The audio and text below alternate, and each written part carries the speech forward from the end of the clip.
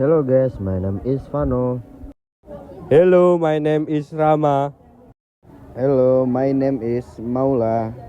Hey Rama, hey Mola, do you have any plans for the weekend? Not really, I'm just thinking about staying at home. Same here. I don't have anything special to do. Why do you ask, Pano? I was thinking maybe we can go on a picnic. A picnic? That sounds fun.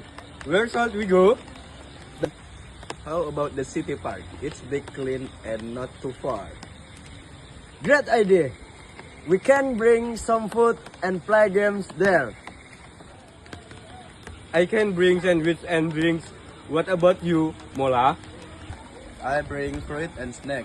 What will you bring, Pano? I'll bring a mat and speaker for music.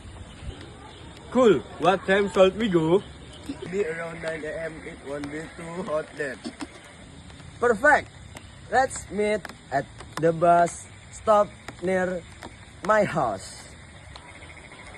Okay, I can wait. It's going to be so much fun. Me too. Finally, something exciting to do this weekend. See you both on Saturday morning. See you, Vano.